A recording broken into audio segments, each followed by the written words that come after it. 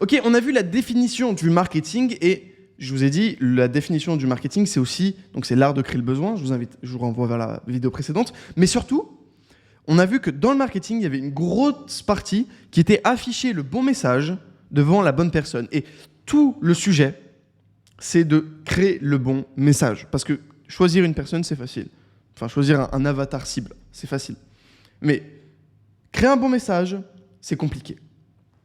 Maintenant, j'aimerais vous donner ma définition du copywriting. Alors, c'est pas ma définition, c'est celle de Russell Brunson, qui est mon mentor en copywriting, enfin mon mentor, celui à qui j'ai acheté des formats, quoi. Et il dit la phrase suivante.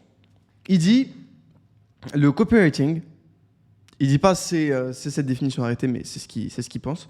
Le copywriting, c'est exploiter les failles, c'est exploiter la prédictabilité du cerveau humain pour le mettre à profit à l'écrit. Alors c'est un peu mal traduit, mais voilà. Mais c'est exploiter la prédictabilité du cerveau humain pour le mettre à profit à l'écrit. Okay, donc il y a une notion de profit, il y a une notion écrit, et il y a une notion de prédictabilité. Le cerveau humain, l'humain est prédictible. Je peux... Ok, exemple. Tu tapes quelqu'un dans la rue. Je vais te faire un QCM. Réponse 1, il va avoir envie de te taper juste après. Réponse B, il va partir en courant. Réponse C, il t'ignore et va te proposer de l'argent. Réponse D, la réponse D. À ton avis, qu'est-ce qu'il va faire ? Il y a 80% de chances qu'il te tape en retour et il y a 20% de chances pour qu'il se barre en courant. Tu vois ? L'humain est prédictible. Alors là, oui, j'ai pris un schéma extrême, mais pourquoi ? Parce que c'est un trigger, ça s'appelle, un déclencheur. Si je te mets une droite, il y a de grandes chances que tu m'en renvoies une. Parce que le déclencheur, chez toi, tu vas pas te dire, ton cerveau va pas se dire, oh, est-ce que je vais lui envoyer une droite en retour ? Non, c'est instinctif, c'est boum, je t'en envoie une, tu m'en renvoies une. Enfin, moi, en tout cas, c'est ce qui se passe. Peut-être que tu fais partie des 20% qui partent en courant, mais peu importe. Moi, on me met une droite, je remets une droite. Enfin, c'est la bagarre.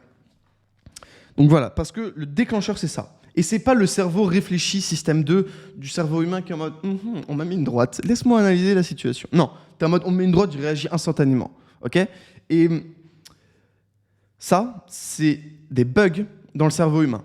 En fait, c'est pas des bugs, c'est des raccourcis que le cerveau va faire pour augmenter ses chances de survie. Ok ? C'est si on te tape, t'as pas le temps de passer en mode analytique, est-ce que je suis vraiment en danger ? Est-ce que ce qui va se passer ? Non, on te tape, tu tapes. Okay, ou alors tu te barres en courant. C'est augmenter ses chances de survie. Okay, donc, l'humain, on a vu que l'humain était donc prédictible. Et la prédictabilité, elle est documentée depuis super longtemps. Ça s'appelle les biais cognitifs. Les biais cognitifs, c'est les bugs du cerveau humain. C'est les raccourcis que prend le cerveau pour aller d'un point A à un point B sans se prendre la tête. On met une droite, enfin un crochet, je renvoie un crochet. Okay, c'est des raccourcis que fait le cerveau. C'est par exemple, laisse-moi réfléchir 2 secondes. Par exemple, le fait d'avoir des produits en réduction, le cerveau humain il va se dire c'est une bonne affaire. C'est un bug, c'est pas forcément une bonne affaire, mais vu que c'est en réduction, c'est plus ou moins déjà une bonne affaire. Okay, et donc là, on est quand même passé, on diverge tranquillement sur la partie marketing, mais on voit que le cerveau humain est donc prédictible. Et, comme l'a dit Russell, le copywriting, c'est exploiter la prédictabilité du cerveau humain pour le mettre à profit à l'écrit. Exactement. En fait, c'est en anglais qu'il le dit, donc la traduction, elle est un peu toujours... Voilà. Mais bref. Et les biais cognitifs, il en existe plein. Et voici la liste des biais cognitifs. Alors oui, on ne voit rien du tout, mais c'est pour vous montrer à quel point il y en a plein. Okay, tout ça, c'est des biais cognitifs. C'est en français. Tout ça, là. Tout ça, c'est des biais cognitifs. Biais des coûts irrécupérables, escalade irrationnelle, effet Ikea, tout ça. Ce sont des biais cognitifs. Vous avez peut-être entendu parler de certains, comme le biais du coût irrécupérable, l'ancrage, le biais de confirmation, le biais de l'angle mort, plein comme ça. L'illusion de la transparence, il y en a plein. La loi de Murphy, il y en a plein. Les nombres magiques 7, ça je connais pas ça. Bon bref, il y en a plein que je connais pas. L'effet de halo, bref, tout ça, c'est des biais cognitifs. C'est des bugs dans le cerveau. Okay, c'est des bugs dans le cerveau qu'il faut exploiter pour exploiter positivement, hein, je le rappelle, le marketing, c'est vendre un bon produit, on a vu. Hein, de toute façon, on vend des bons produits ici.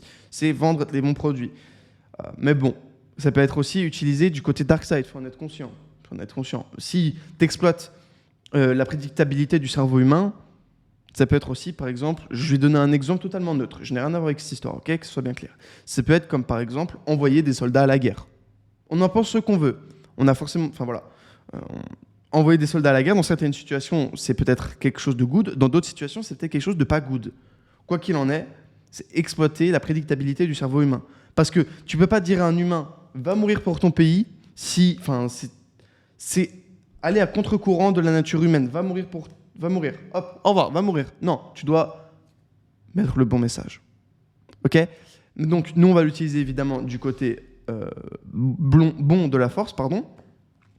Et c'est important. C'est important parce que de toute façon, si tu es du mauvais côté de la force, ton business, il ne durera pas longtemps. Et ça ne sert à rien.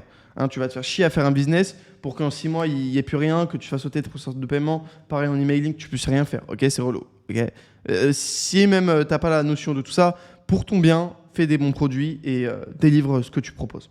C'est la base. De toute façon, c'est la base. Sinon, tu n'iras jamais loin et tu ne seras jamais salement riche. Parce que être salement riche, c'est le game du product. Et quand tu fais des mauvais products et que tu utilises à mauvais escient les stratégies qu'on va voir ici, eh bien, ça va se retourner contre toi d'une façon ou d'une autre parce que le système met des bâtons dans les roues aux gens qui font ce genre de choses. Ok ? Et dans le business, on a suffisamment de bâtons dans les roues, alors autant ne pas faire du sale. Ok ?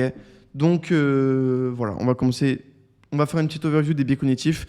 Dès maintenant, les principaux, c'est pas un cours sur les biais cognitifs, mais voilà, je t'invite à regarder la vidéo juste après.